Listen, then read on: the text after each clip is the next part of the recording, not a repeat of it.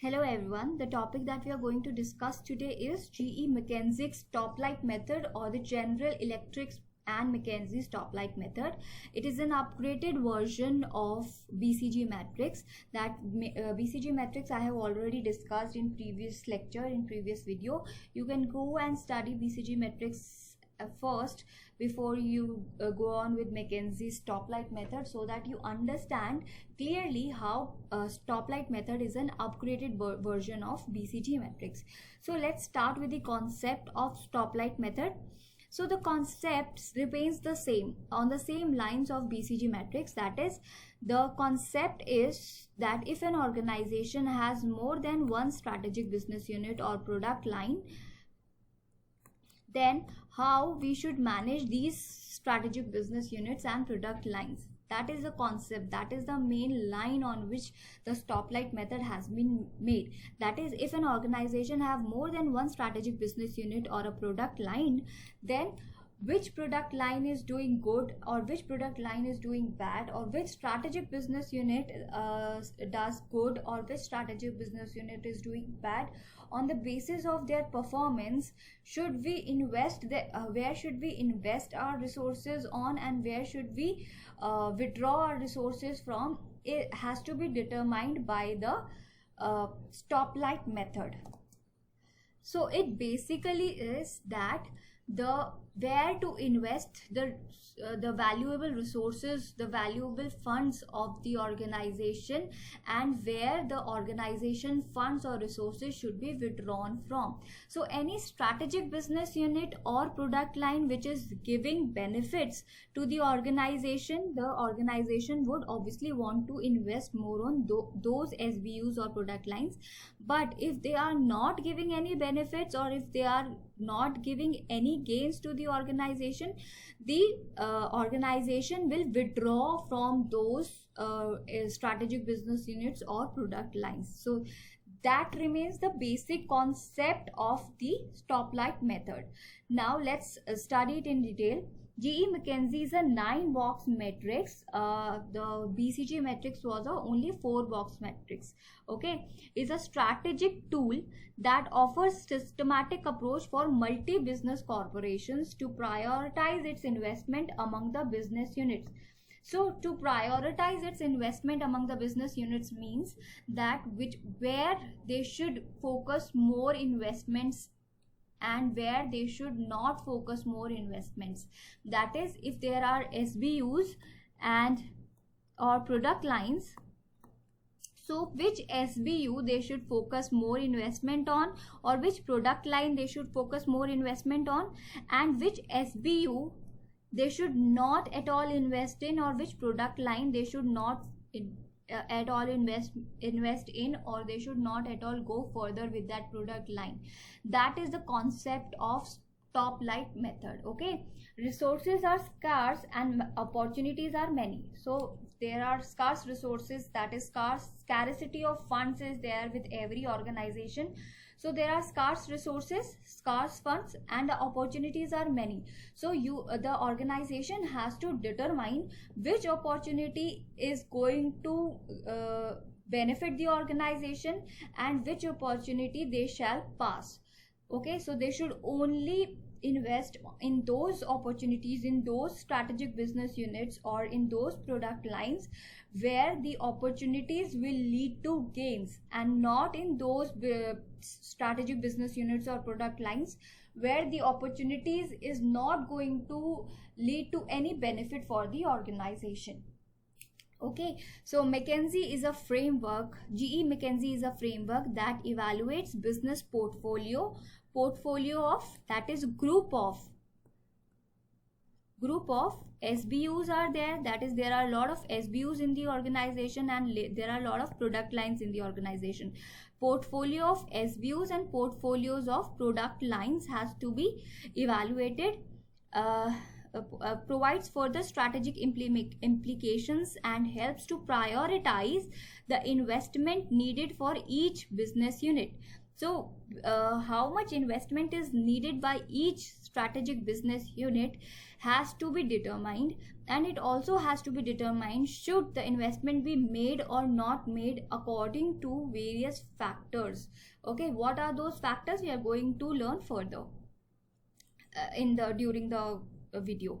The question is the question of where and how much to invest, where to invest, in which SBU the investment should be made, and how much the investment should be made has to be determined in the stoplight method.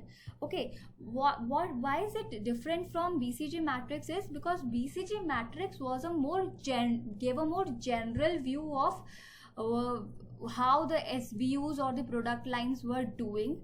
Okay, but in stoplight method, not only this is determined that how a particular strategic business unit or product line is doing, but also it is determined what shall be done with a strategic business unit or a product line which is falling in a particular quadrant. Suppose if a strategic business unit is following in quadrant first, what should be done with that strategic business unit? Or if a product line is falling in quadrant 4, then what shall be done with that product line? It is determined in the stoplight method. But in the BCG matrix, the only determination made was that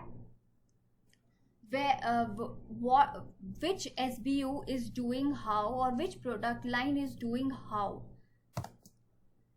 Is it a star performer? Is it gaining more cash in the organization?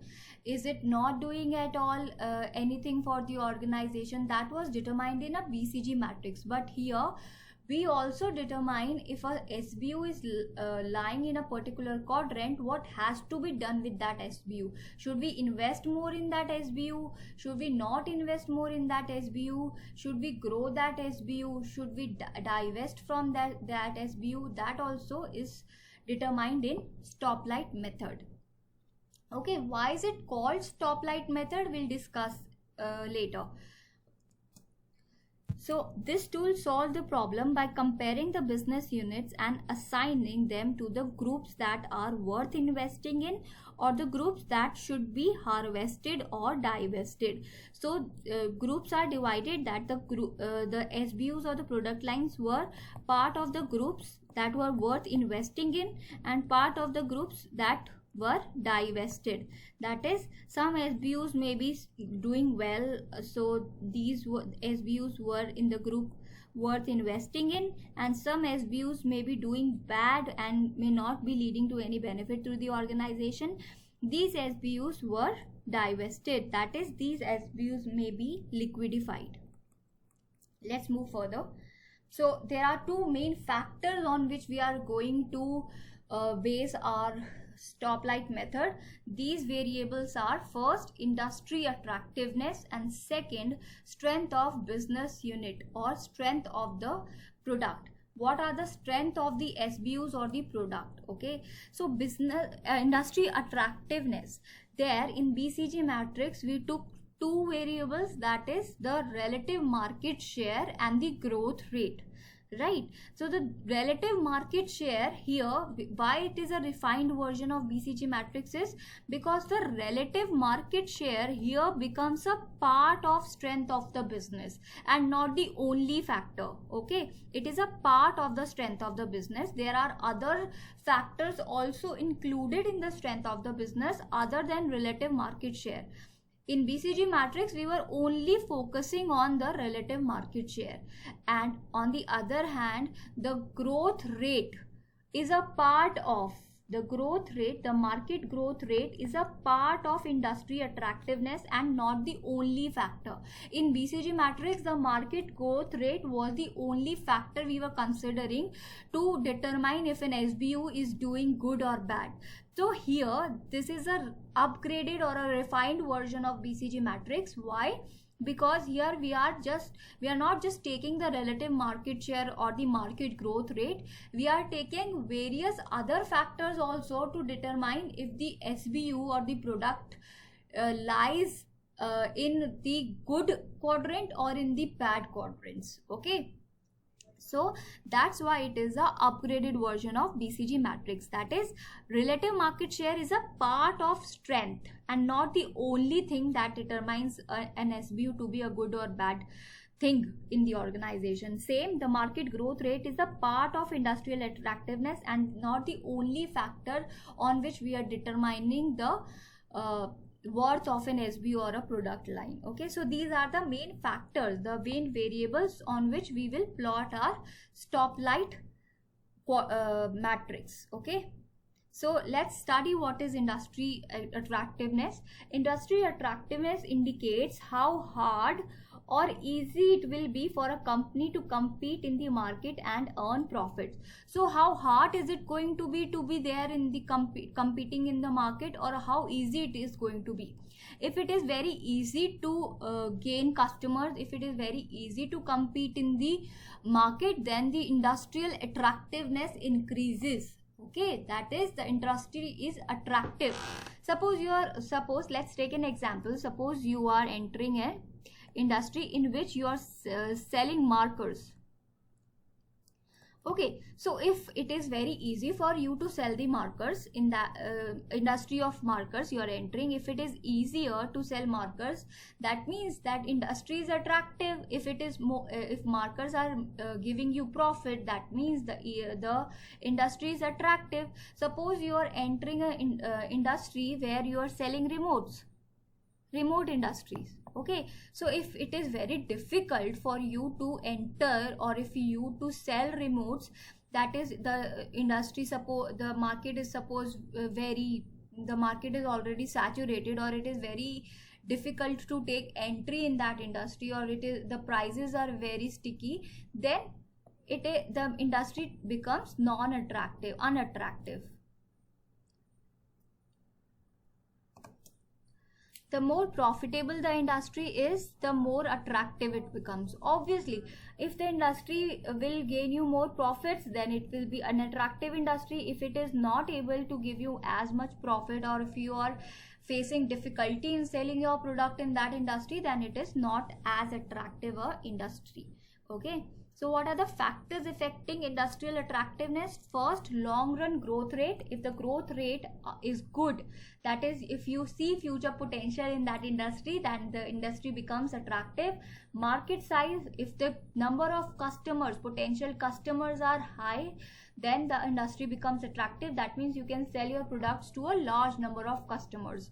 Industry profitability, that means entry barriers are there, exit barriers are there, supply power, that is, if the Potter's 5 forces, if those Potter's 5 forces are in your favor, then the industry is profitable.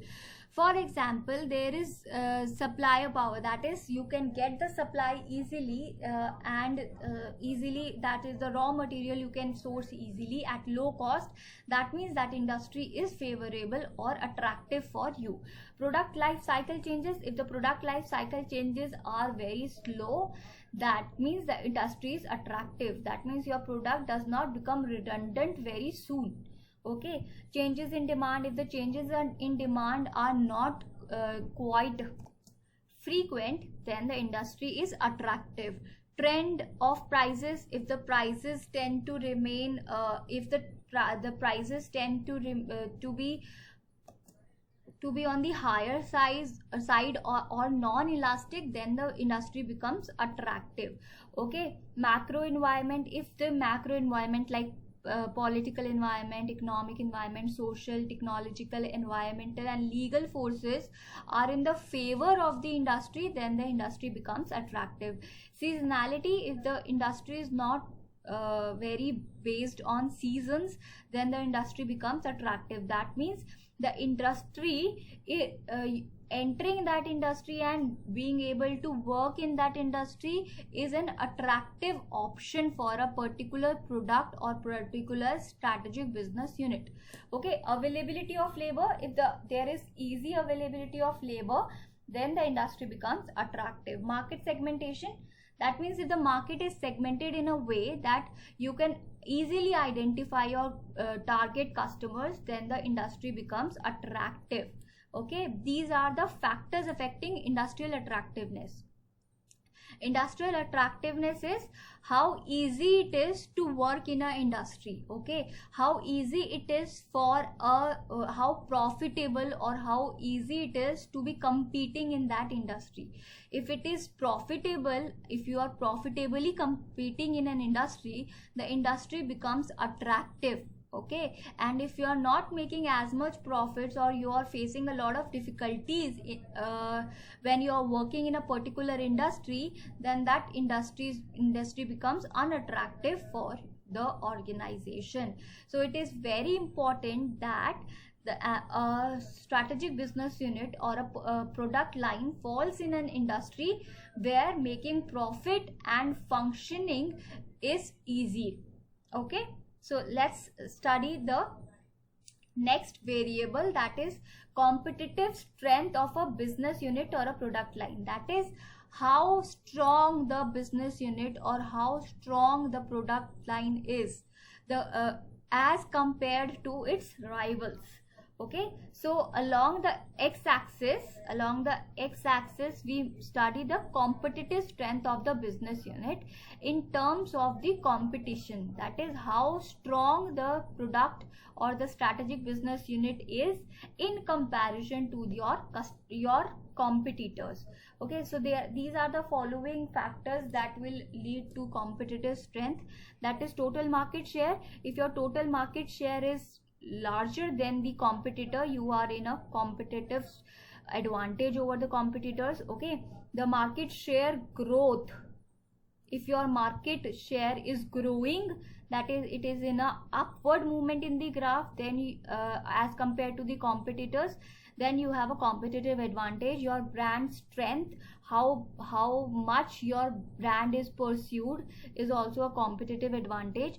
The profitability of the company, if the brand or if the product or the strategic business unit is giving profits as compared to the competitors, it becomes a competitive advantage. The customer loyalty, if there suppose there are two brands A, two products A of your organization ABC, and B of organization XYZ, then if customers are more loyal to your brand, your strategic business unit or your product, then you will gain more profit as against product B, towards which the customers are not that loyal. Okay, so that gives you a competitive strength or a competitive advantage. So VRIO, resource of or capabilities. VRIO is, what is the full form of VRIO? Valuable, okay, rare, inimitable, and organized. So valuable, rare, inimitable, and organized. So whatever your product is, whatever your business strategic business unit is, the capabilities, the strengths of that product or that SBU should be valuable. That means they should create some value for your organization. Those strengths should create some value for your organization. They should be rare, that is not easily available with the competitors, and inimitable, that means something that is not imitated or copied by your competitors, and organized, some strengths that are unused, still there in the organization that you can use. Okay, this is the VRIO resources. So your product or your SBU should have some strengths that are valuable, rare, inimitable, or organized. Okay, strengths of a value chain. If your value strength, that means if your strength is your value chain is the sourcing, inbound activities, okay, operations, outbound activities, marketing and sales, and after sales. So these are the steps of your value chain. That means if your sourcing of raw material is better than the competitors, you fall under the competitive advantage, and that becomes your strength. Or your operations cost way less than the operations of the competitors, that becomes your competitive advantage or your strength.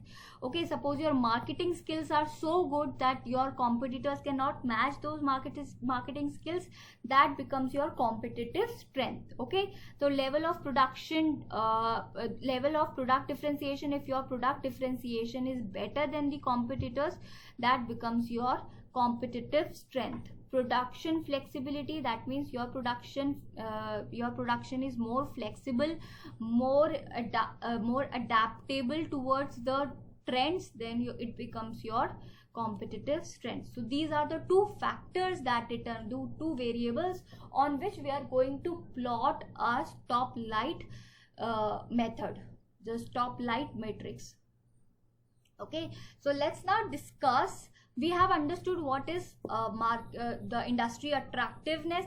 We have understood what is the strength of a business unit or product. So now industry attractiveness is how easy it is or how profitable it is for a SBU or for a product to function in a particular industry, and your strength of the business unit or the product is that how good the product or the business unit is to grab the opportunities that are available in the industry and be gainful of those opportunities. Okay, so industrial attractiveness will give you opportunities to grow, and your strength of the business unit or the product will be the factor that is going to grab those opportunities and make them into gainful benefits for the organization.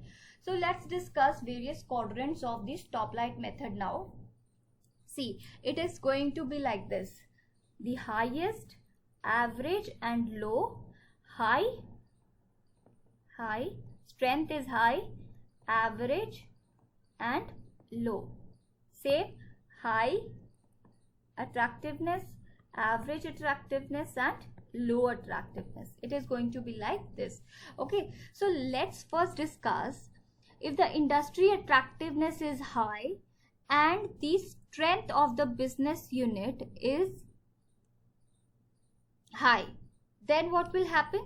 Then you can, if your SBU or a product line falls in this area where the industrial attractiveness is high, that means it is very easy to make profits in that industry, and the strength is also good of the product or a business line that it can grab all the opportunities available in the industry, then you should invest in that strategic business unit or the product line. Next, let's do, if the industrial attractiveness is average and the strength of the business is high, that is, there are various opportunities available in the industry, but you are able, your product strength is better than the competitors, then you can still invest in that strategic business unit or product line. Now let's do, if the industrial attractiveness is high, okay, and your strength is average, that means there are a lot of opportunities available. The industry is very attractive, there are a lot of opportunities available in the industry, but you have average strength, your product is averagely qualified, that is, it is equivalent to the competitors, then also you can invest in that strategic business unit or product line so that it is able to grab those opportunities. Okay, so you will grow in these three quadrants. Grow means you will apply the expansion strategy in these three quadrants, or you will invest more on these three quadrants. Clear? That means these three quadrants are the quadrants in which you will invest most of your resources. Next, let's do, suppose the industry attractiveness is low but the strengths are high. Strengths are high but the industry attractiveness is low. That means your product and your strategic business unit is better than your competitors, but the industry that you are working in does not have as much opportunity for you to grow. Then you are going to hold. Hold means what? You will apply a stability strategy. You're not going to invest as much, but you're only going to invest in these type of product lines or SBUs as much as is required to survive in the market. Okay, there may be, because there may be industrial opportunities later, or there may be because your strength is high. Okay, your strength is high, that means you can do better even if the opportunities are low. Next, suppose your strengths are low but industrial attractiveness is high. That is, there are a lot of opportunities available in the industry, but the product or the business unit that you want to determine the investment is low. The strengths are low of that product or SBU, then also you hold. Okay, you hold because your strengths are low but the business opportunities are still very high. That means even with the low strength, you can grab the opportunities as much as the product can or as much as the business unit can. So you will hold on. That means you will apply the stability strategy. You will invest only that much which is required for the product or SBU to survive in the industry.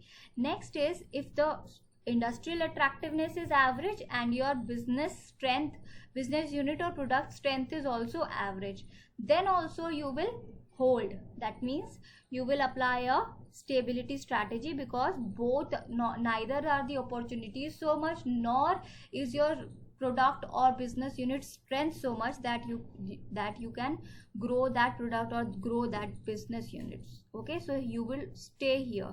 That means you will invest only that much that is required for the product or SBU to survive. Now next comes,